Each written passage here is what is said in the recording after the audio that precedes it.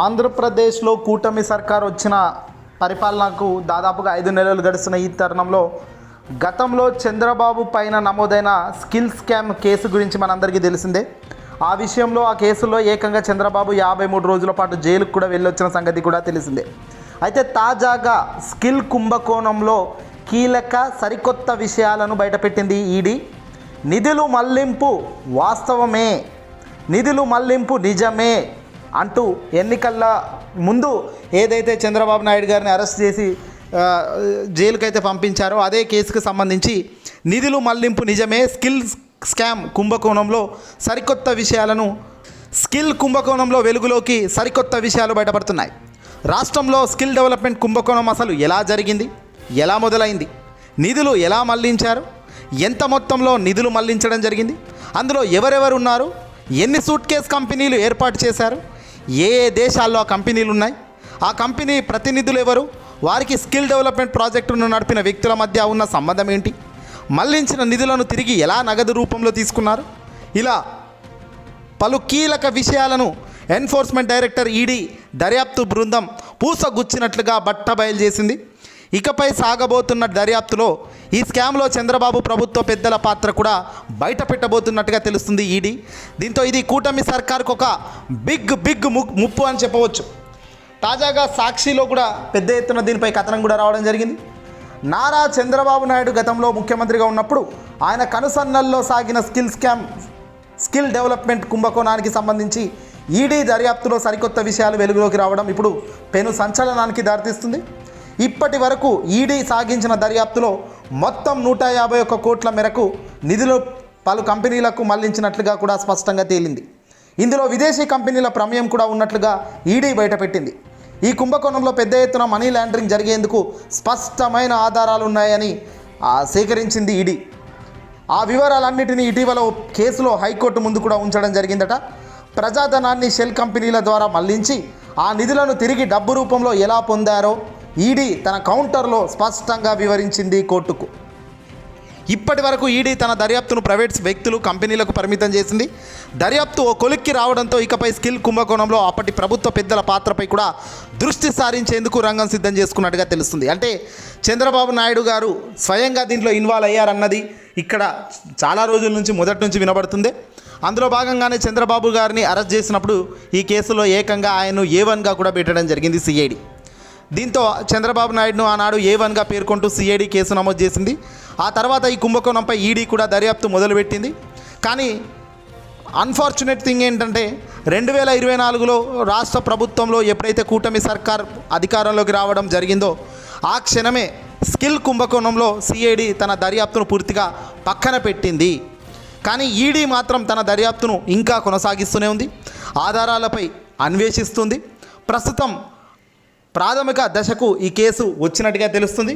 ఇప్పటిదాకా ప్రైవేటు వ్యక్తులను, కంపెనీలనే టార్గెట్ చేస్తూ దర్యాప్తు చేసిన ఇప్పుడు ఈడీ ఏకంగా ఈ కుంభకోణంపై అప్పటి పాత ప్రభుత్వమైన ప్రస్తుతం రాష్ట్ర ప్రభుత్వాన్ని, కూటమి సర్కార్ పెద్దల పాత్రపై కూడా దృష్టి సారిస్తుంది.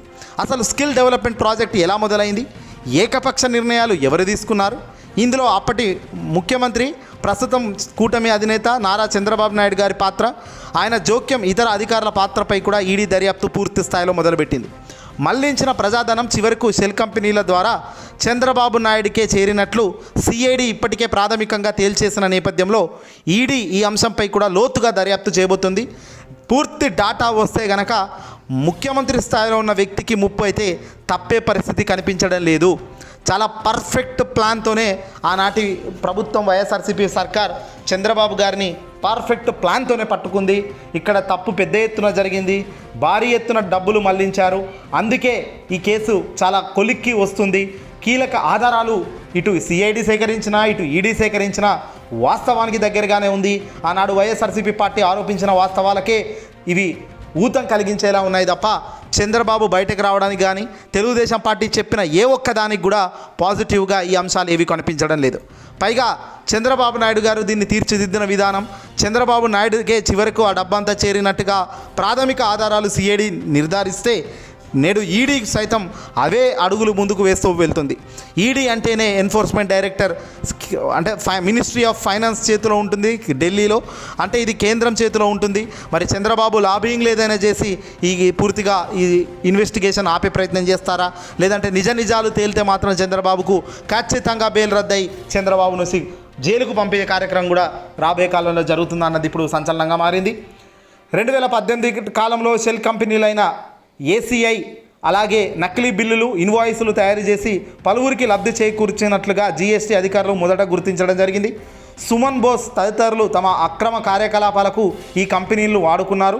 2019లో ఈ మొత్తం కుంభకోణం గురించి పూణేకు చెందిన ఓ సామాజిక కార్యకర్త అప్పటి ఆంధ్రప్రదేశ్ రాష్ట్ర ప్రభుత్వం వైఎస్ఆర్సీపీ పార్టీ అధికారంలో ఉన్నప్పుడు సమాచారం ఇవ్వడం జరిగింది.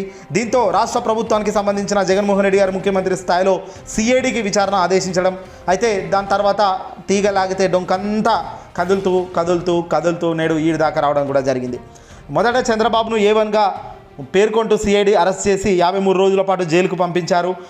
బెయిల్ కూడా వచ్చే పరిస్థితి ఆనాడు లేదు. హ్యుమానిటేరియన్ గ్రౌండ్స్ కింద చంద్రబాబు నాయుడు గారికి అప్పుడు కోర్టు బెయిల్ ఇచ్చింది. ప్రాథమికంగా హ్యుమానిటేరియన్ గ్రౌండ్స్ కింద బెయిల్ పొందిన తర్వాత కొద్ది కాలంలోనే రెగ్యులర్ బెయిల్లు కూడా సుప్రీంకోర్టు ధర్మాసనం, హైకోర్టు బెయిల్లు మంజూరు చేయడం జరిగింది. అయితే ప్రస్తుతం ఈ కేసు చంద్రబాబు నాయుడు వైపే ముప్పుగా తయారవుతుంది. సిమెన్స్ డిజైన్టెక్లో తమ వాటా నిధులను ఇవ్వకముందే రాష్ట్ర ప్రభుత్వం తన వాటా కింద ఇవ్వాల్సిన 330 కోట్లను ఆ కంపెనీలకు ఇచ్చేసింది. ఇదంతా కూడా అప్పటి మంత్రి మండలి ఆమోదం లేకుండా జరిగింది. అలాగే ముఖ్యమంత్రి స్థాయిలో ఉన్న వ్యక్తి చంద్రబాబు ఆదేశాలతోనే అధికారులు కిక్కురు మనకుండా ఆయన చెప్పినట్లు చేశామని దర్యాప్తులు తేలింది. ఇవన్నీ చూస్తుంటే రాబోయే కాలంలో చిక్కులు తప్పవు అనేది క్లియర్గా తెలుస్తుంది. ప్రజాధనం దోచేసుకునేందుకే పక్కా స్కెచ్ అంటున్నారు. ఈ స్కెచ్లో భాగంగా సుమన్ బోస్ మిలాఖత్ అయ్యారు. ప్రజాధనాన్ని దుర్వినియోగం చేసేందుకే ఇవన్నీ కూడా కంపెనీలను సృష్టించి షెల్ కంపెనీలకు మళ్లించి ఆయా షెల్ కంపెనీలు అన్నీ కూడా తిరిగి మళ్ళీ ఆ డబ్బు చంద్రబాబు చేతికే రావడం కూడా ఇక్కడ మనకు క్లియర్ కట్గా సిఐడి చెప్పింది గతంలో, నేడు ఈడీ దర్యాప్తులో కూడా అదే తేలుతుంది. అంటే వాస్తవానికి చాలా దగ్గరగా ఉంది. నిధులు మళ్లింపు అయితే 100% జరిగిందనేది మాత్రం ఒప్పుకోవాలి. మరి చంద్రబాబు ఏంటి ఇటీవల అన్స్టాపబుల్ షోలో అలా చెబుతున్నారు. తాను ఏ తప్పు చేయనప్పటికీ శిక్ష అనుభవించాల్సిన పరిస్థితి వచ్చినప్పుడు కోపంతో పాటు బాధ కలిగినట్టుగా ఎంతో ఎమోషనల్గా తాను చెప్పుకొస్తున్న డైలాగులు అన్నీ కూడా ఉత్తవే. అన్స్టాపబుల్లో ఇటీవల చంద్రబాబు బాలకృష్ణ కూర్చొని మాట్లాడుకుంటున్నప్పుడు చంద్రబాబు తన జైలు సన్నివేశాల్లో జరిగిన కొన్ని పద్ధతులను వివరిస్తున్నారు. అంటే ఇదంతా కూడా ఎమోషనల్గా ట్రాజెడిక్గా ప్రజలను పూర్తిగా డైవర్ట్ చేసే కార్యక్రమానికి శ్రీకారం చుడుతున్నారు. అంటే వాస్తవానికి చంద్రబాబు నాయుడు గారు మొదటి నుంచి స్కిల్ స్కామ్ కుంభకోణంలో అడ్డంగా ఆధారాలతో సహాయం దొరికినప్పటికీ 10% వాటా ఉన్న ప్రభుత్వాన్ని 2,900 కోట్లు పెట్టాల్సిన ఏ కంపెనీ ₹1 పెట్టలేదు. పైగా ప్రభుత్వమే తన ఖాతాలో నుంచి 330 కోట్లు మంత్రి మండలి క్యాబినెట్ నిర్ణయం లేకుండా చంద్రబాబు స్వయంగా తన అత్తగారి సొమ్ము మాదిరిగా మళ్లించి ఈరోజు అడ్డంగా దొరికిపోయి ప్రస్తుతం చంద్రబాబు కూడా బెయిల్ మీదే ఉన్న సంగతి తెలుస్తుంది. ఏదేమైనప్పటికీ కూడా ఏ ఒక్క రోజు మనకు ఎప్పుడు కలిసి వస్తున్నాయో తెలియదు, ఏ ఒక్క రోజు మనకు రివర్స్ అవుతాయో తెలియదు. రాష్ట్ర పరిణామాలు, రాష్ట్ర రాజకీయాలలో ఊహించని చిత్రాలు జరుగుతూ పోతున్నాయి. నిధులు మళ్లింపు నిజమే అంటున్నారు. స్కిల్ స్కామ్ కేసుల్లో చాలా ఆధారాలు చాలా దగ్గరగా వస్తున్నాయి అంటున్నారు. మరి ఎందుకు ఇప్పటిదాకా కూడా ఎలాంటి యాక్టివిటీ చేయడం లేదు? ఈడీ ఇంతే నిర్పక్షపాతంగా, ఇంతే జెన్యూన్గా ముందుకు సాగుతుందా? ఇంతే జెన్యూన్గా నిజాయితీగా నిందితులను ఎవడైతే తప్పు చేశాడో వాళ్ళను అరెస్ట్ చేసే కార్యక్రమం చేస్తుందా? జైలుకు పంపిస్తారా? ఇవన్నీ కూడా నిజంగా తేలాలంటే కాస్త ఓపికతో వెయిట్ చేయాల్సిందే.